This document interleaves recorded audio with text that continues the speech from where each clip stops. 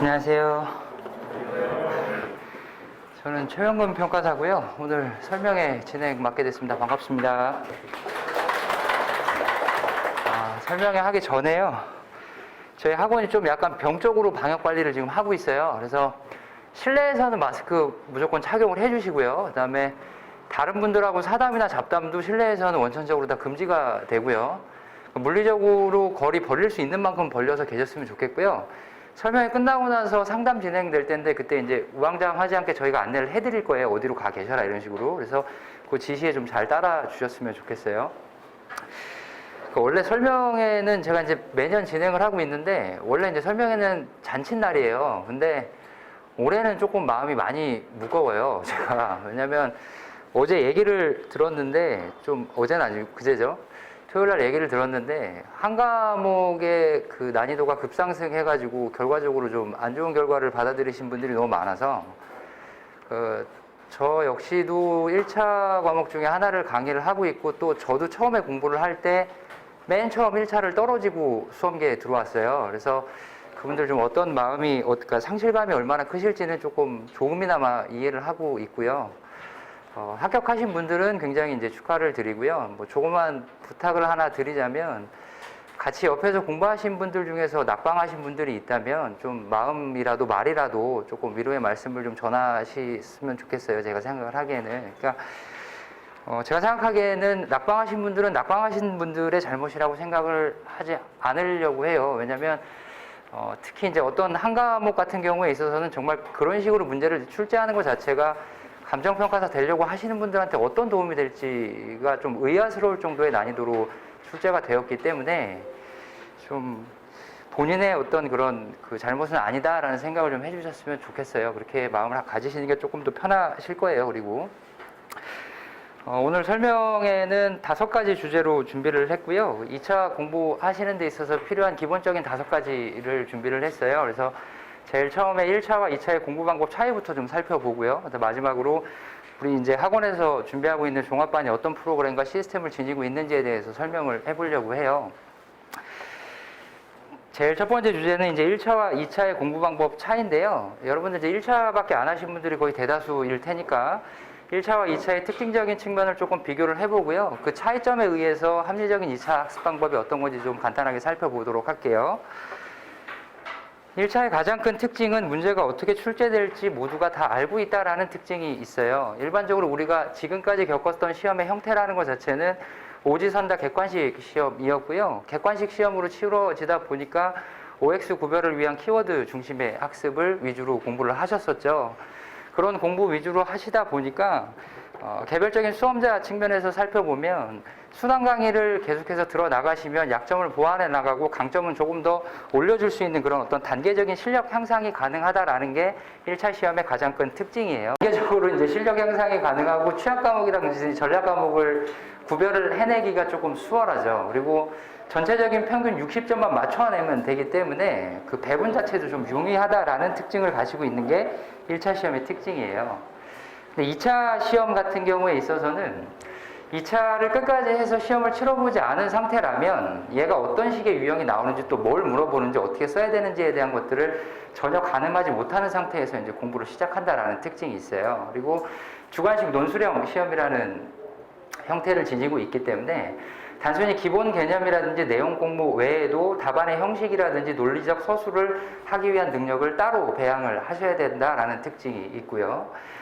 특히나 이제 올해 같은 경우에 있어서는 일반적으로 1차 시험 보고 나서는 12개월보다 훨씬 더 많은 기간의 2차 수험 기간이 진행이 되는데 내년에 시험을 언제 볼지는 모르겠습니다. 근데 원래 시험을 봤었던 날짜는 1차는 3월에 보고 2차는 6월에 봤었잖아요. 그래서 2차를 내년에 6월로 다시 회귀하게 된다면 지금 시점에서 여러분들이 2차를 준비할 수 있는 시간은 12개월 정도 남은 것밖에 안 되는 거고요. 이 2차의 특징이라는 게 단계적인 어떤 실력 향상이 일어나지 않고 계속해서 이제 지지부진하게 가는 것 같다가 어느 순간 전반적인 어떤 개념의 체계라든지 혹은 이제 과목 간 연계성이 머릿속에서 이제 트이기 시작을 하면 급상승해가지고 실력이 합격권에 도달하는 그런 형태의 이제 실력 향상이 가능해지는데 물리적인 기간 자체가 예년에 비해서 짧아졌기 때문에 조금 올해는 뭐랄까요, 좀 시험의 어떤 특수성 자체가 여러분들한테 조금 더 크게 와닿는 해가 아닌가라는 생각이 들어요. 이거 마이크 또 나갈 것 같은데. 그리고 가장 큰 이제 제일 안 좋은 점이 뭐냐면 저 빨간색에 보이는 합격권에 도달을 했다고 하더라도 한 과목에서 과락이 터져갖고 평균 점수는 넘었는데도 불구하고 낙방을 하는 사례가 굉장히 많아요. 저 같은 경우도 이제 공부를 굉장히 오래 한 축에 속하는데 한 2년 정도는 커트라인 평균보다 평균적으로는 한 5, 6점이 넘어갔는데도 불구하고 감정평가 실무 과락을 2회 연속 맞는 바람에 떨어졌었던 경험이 있거든요. 그래서 이런 특징들을 조금 고려를 해 보셔야 될 것 같고요. 그럼 이제 이런 특징적인 측면에서 이제 비교를 해봤을 때 어떤 식으로 이제 이 차를 공부를 하셔야 되냐면 제 개인적으로는 고득점을 목표로 공부하는 게 맞다라고 생각을 하고 있어요. 근데 그 고득점을 목표로 공부를 한다라는 것 자체가 목표를 그렇게 잡자라는 거예요. 그리고 고득점을 목표로 공부를 한다라는 점이 시간과 범위에 대한 것들을 무한정 늘리자라는 게 아니라 정확히 이해할 거에 대해서는 심도 있는 사고를 해야 되는 거고요.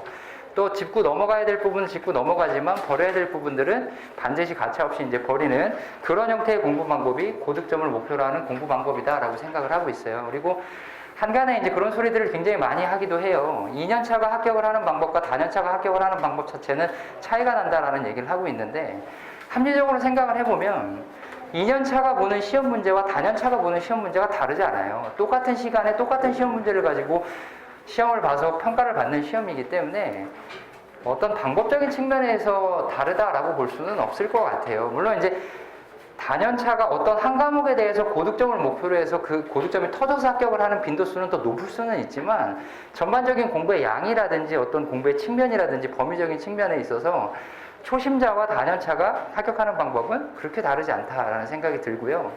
두 번째는 이제 방법과 선택이 중요하다라는 타이틀을 달았는데요. 이거는 조금 더 구체적으로 말씀드리면 스스로 판단하지 말자는 아예 생각도 하지 말라라고 말씀을 드리고 싶어요.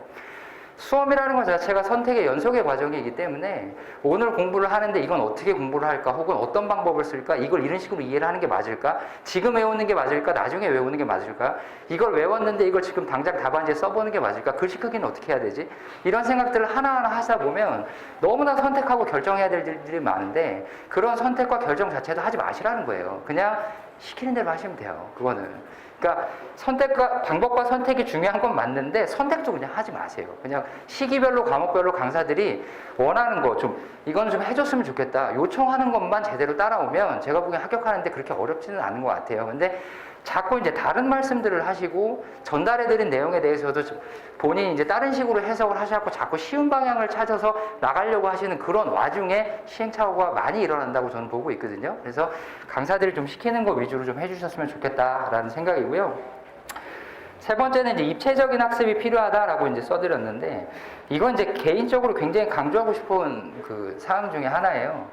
보통 이제 2차 학습을 시작을 하시게 되면 1차 학습을 하시던 그 관성이 남아있기 때문에 강의 들으실 때는 강의만 듣고요. 그 다음에 집에 가서 책 조금 읽어보고 그리고 나중에 가서 외우고 나중에 답안지 써야지라고 생각을 많이들 하세요. 근데 그런 식으로 공부를 하시다 보면 오히려 나중에 시험이 2-3달밖에 안 남은 상황인데도 불구하고 도대체 뭘 외워서 뭘 어떻게 써야 될지를 아직까지도 난 모르겠다라고 하소연을 하시는 분들이 굉장히 많이 나타나는 그 현상을 정말 많이 봤어요. 그래서 처음에 공부를 하셨으면 결국은 우리가 공부를 하는 이유 자체는 답안지에 쓰려고 공부를 하는 거잖아요. 그러면 처음에 암기를 해달라고 말씀을 드렸으면 바로 암기를 하시면 돼요.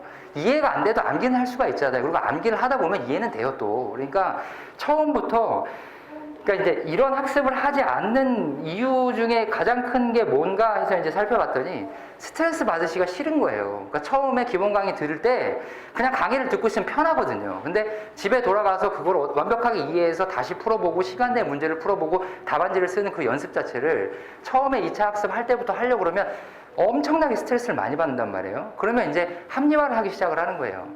이해를 해야 답안지를 쓸 수 있다. 그런 건 없어요. 이해하면서 답안지도 쓰고 암기하면서 답안지도 써야 답안지 쓰는 게 느는 거예요. 근데 나중에 이연시키지 말자라는 거예요. 그래서 처음부터 좀 다각적인 입체적인 학습이 필요하다라는 거를 강조를 해드리고 싶고요. 수험생은 답안지로 말한다라는 네 번째 항목은 세 번째 입체적인 학습이 필요하다랑 맞닿아 있는 내용이라고 보시면 돼요. 결국 우리는 얼마를 알고 있느냐, 얼마나 깊이 알고 있느냐는 솔직히 시험 보는 데는 그렇게 관계가 없다라고 저는 보여져요. 왜냐하면 답안지를 썼을 때 이 사람이 얼마나 알고 있다라는 것 자체가 답안지에서 나오는 경우도 있지만 조금 알고 있다고 하더라도 답안지를 잘 쓰는 분들은 분명히 존재를 하거든요. 그래서 답안 작성에 대한 연습 자체는 아무리 강조해도 지나치지가 않다라는 말씀을 드리고 싶고요. 처음부터 답안지 쓰는 연습을 병행해서 공부를 하셨을 때 조금 더 좋은 결과가 나오는 빈도수가 높다라고 이제 생각을 해주셨으면 좋겠어요.